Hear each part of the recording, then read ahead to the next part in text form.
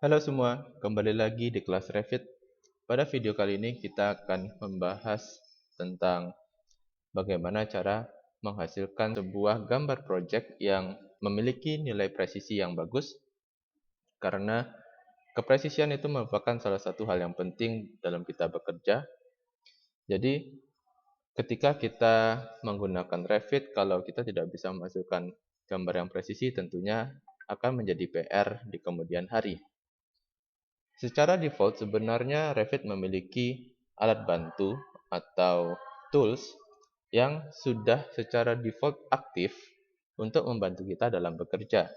Akan tetapi, jika kalian misalkan menghadapi sebuah kendala di mana tools itu secara tidak sengaja berubah menjadi tidak aktif, sehingga alat bantu yang seharusnya membantu kita dalam bekerja tidak muncul di layar, maka ada cara untuk mengaktifkannya. Salah satu ciri-ciri dari tools itu tidak bekerja adalah seperti ini. Ketika kita mau membuat sebuah dinding, di sini saya sudah mengaktifkan command wall. Kita perhatikan di sini, ketika saya mau mengarahkan dinding baru ke ujung dari dinding yang sudah ada, itu tidak muncul bantuan sama sekali. Mau ke sisi manapun dari dinding, itu tidak muncul bantuan. Termasuk ketika saya mau meletakkan dinding baru secara perpendikular atau tegak lurus terhadap dinding yang diagonal, itu tidak ada bantuan sama sekali yang muncul. Jika kondisi seperti ini terjadi di laptop atau komputer kalian, maka cara untuk mengaktifkan tools bantuan atau alat bantu dari Revit itu adalah dengan cara kita pergi ke menu bar Manage, kemudian di sana ada pilihan Snaps, tinggal kita klik. Nah, Snaps ini adalah tools yang secara default seharusnya sudah aktif ketika kita pertama kali menginstal Revit.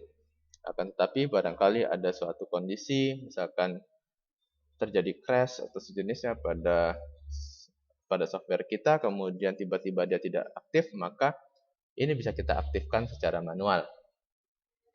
Di sini ada banyak sekali alat bantu yang secara default sudah aktif. Dan di sini kita akan bahas satu persatu apa fungsi dari masing-masingnya. Pertama, kita di sini memiliki Length Dimension Snap Increment. Ini adalah fitur yang membantu kita untuk menggambar dinding. Ya, jadi kalau kita mau menggambar dinding, misalkan dinding panjangnya 300 meter atau 3 meter. Kita tidak mau ada 300,1 atau 3,1, 3,2. Kita maunya angka 3 yang pas. Maka ini bisa kita aktifkan. Sekarang untuk posisi mati, kita akan perhatikan terlebih dahulu. Di sini kalau saya agak zoom out, kemudian saya mau membuat sebuah dinding, bisa diperhatikan pergerakan dari kursor itu sangat dinamis sekali. Kalau saya mau membuat sebuah dinding dengan panjang 300, di sini saya akan mengalami masalah karena sangat sulit sekali untuk meletakkan kursor pas di angka 300. Saya harus zoom in, kemudian harus mencari angka 300 secara manual. Nah, cara gampangnya kalau mau supaya software mengarahkan kita langsung ke angka 300 adalah dengan cara Length Dimension Snap Increment ini kita nyalakan. Di sini secara default, Revit sudah memberikan beberapa parameter, yaitu 100, 10, 2, dan 0,5. Di mana setiap increment ini, atau setiap batasan ini, akan aktif ketika kita dalam posisi zoom yang sangat jauh atau zoom yang sangat dekat. Kita akan contohkan langsung. Ketika saya melakukan zoom yang cukup jauh, maka di sini increment yang aktif adalah increment 100. Jadi pergerakan kursor adalah dari 500, 600, 700, sehingga kalau saya mau tadi membuat 300, akan sangat mudah sekali. Tetapi kalau misalkan kita mau 320, maka kita perlu melakukan sedikit zoom lebih dekat. Ketika sudah zoom lebih dekat, maka yang aktif adalah increment 10. Jadi di sini ada pergerakan 300, 310, 20, 30, dan seterusnya. Kalau mau increment yang lebih kecil lagi, maka kita perlu zoom in yang lebih jauh lagi, supaya increment di bawahnya yang aktif. Kemudian, di sini ada angular dimension snap increment. Ini adalah membantu kita untuk mengarahkan pergerakan kursor secara derajat atau secara angular sudut agar berada dalam jarak tertentu. Secara default, Revit memiliki sudut 90, 45, 15, 5, dan 1 derajat. Kalau posisinya sedang off, maka ketika kita menggerakkan dinding secara berputar, maka sudut yang tertampilkan di layar itu dalam posisi tidak ada batasan. Jadi bisa bergerak secara 0,0. Jadi 158,08. Ini sangat dinamis sekali. Kalau misalkan kita mau membuat sebuah dinding dengan sudut yang pasti, misalkan mau membuat dinding 138 atau 139 tanpa ada 0,45 seperti yang ada di layar, maka angular dimension snap increment ini harus kita nyalakan. Sekarang kita oke, maka kita bisa perhatikan pergerakan dari mouse itu tidak ada lagi yang di bawah 0, berapa derajat. Paling kecilnya adalah 1 derajat karena increment dari si software itu berada di 1 derajat yang paling kecilnya. Jadi ini akan membuat kita mendesain lebih terukur.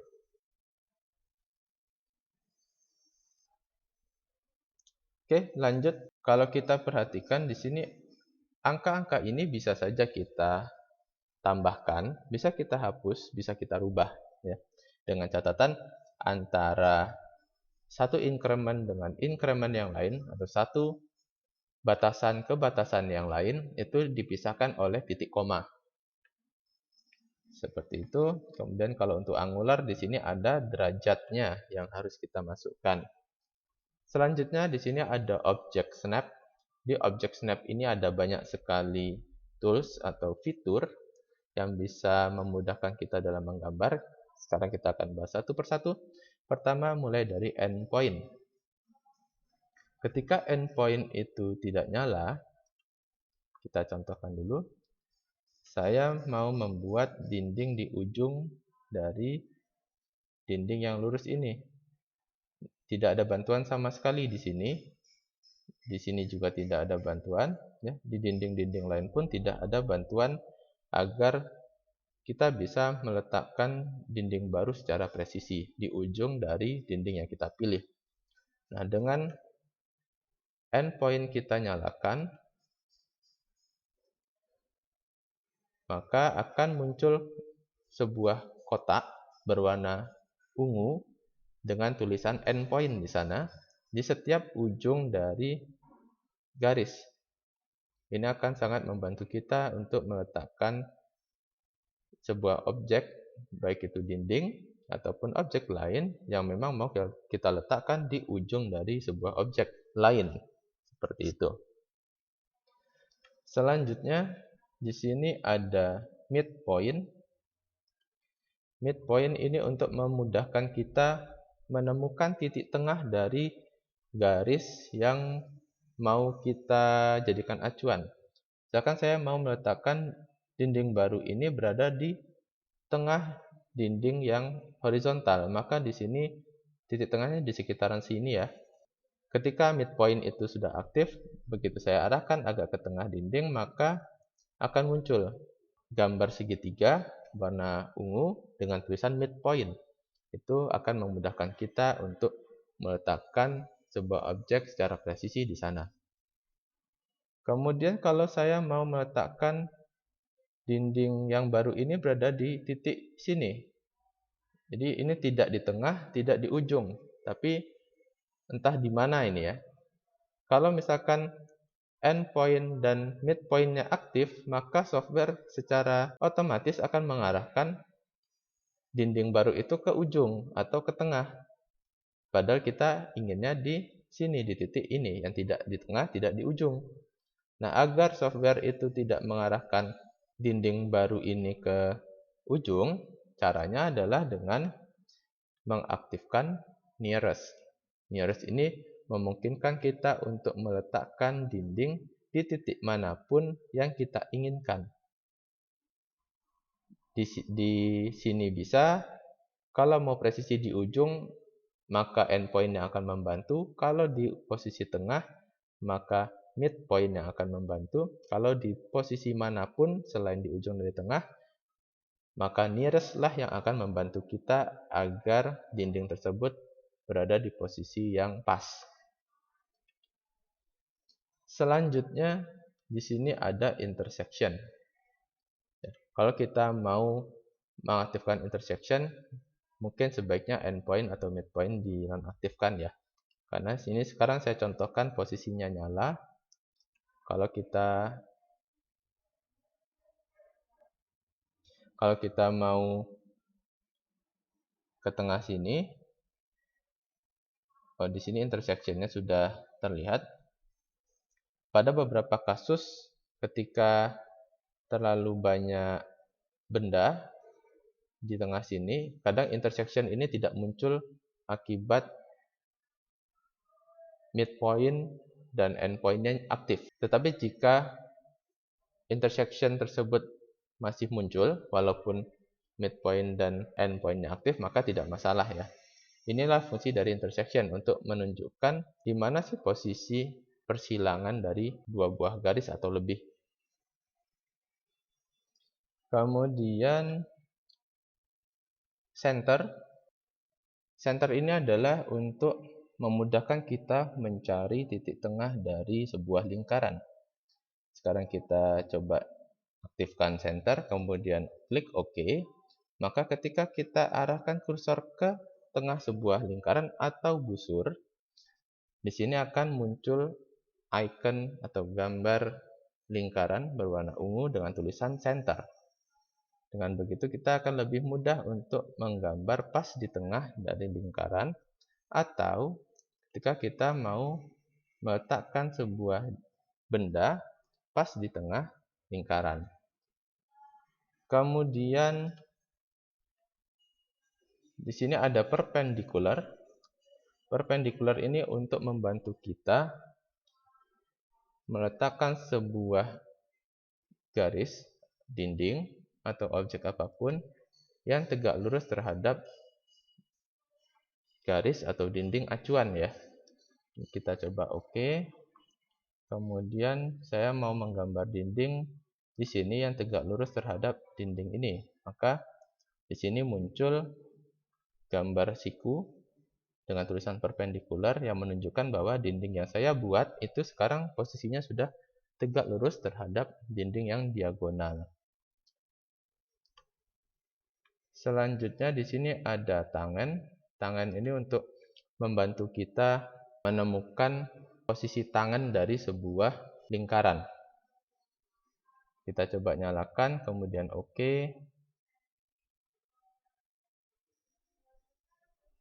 Kita perhatikan di sini ada tulisan tangan. Jadi posisi dari garis yang kita buat itu sudah berada di posisi tangan sebuah lingkaran. Ini akan menghasilkan sebuah sambungan antara garis lurus dengan lingkaran yang halus, karena posisinya pas di tangan dari sebuah lingkaran. Oke, selanjutnya di sini ada kuadran. Kuadran ini fungsinya untuk menemukan titik seperempat dari lingkaran. Jadi seperti di sini akan muncul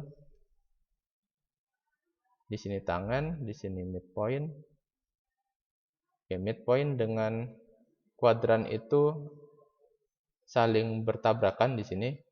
Saya akan coba matikan terlebih dahulu midpoint-nya. Kita oke.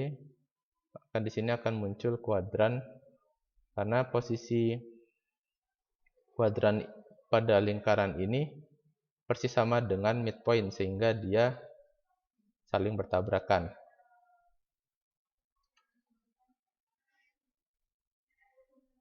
Selanjutnya di sini ada work plan grid. Ini tidak juga terlalu berpengaruh terhadap kita dalam menggambar, tapi sebaiknya secara default ini kita aktifkan semua saja. Jadi kalau misalkan dalam kondisi khusus saja, baru mungkin salah satunya kita matikan jika mengganggu. Tetapi jika tidak mengganggu, maka sebaiknya ini semua dalam posisi aktif. Kemudian yang terakhir di sini ada snap to remote objects. Ini adalah fungsi untuk memudahkan kita menarik sebuah garis yang sejajar atau sebuah garis yang sejajar dengan objek lain di sekitar objek yang mau kita buat. Contoh di sini kalau posisinya mati, kemudian saya mau membuat dinding ini sejajar di sini, maka ini tidak ada garis bantunya. Tidak ada bantuan dari software. Jadi saya harus mengkira-kira sendiri di mana sih posisi sejajarnya ujung ini terhadap bidang yang di sini. Nah, kira-kira di sini jadi sejajarnya. Tapi kalau kita nyalakan snap to remote objects-nya, di sini akan ada garis bantu ya, yang membantu kita untuk mengarahkan di mana sih titik sejajarnya. Oke, itu saja untuk pembahasan fitur-fitur Snap pada video ini. Sampai jumpa di video selanjutnya.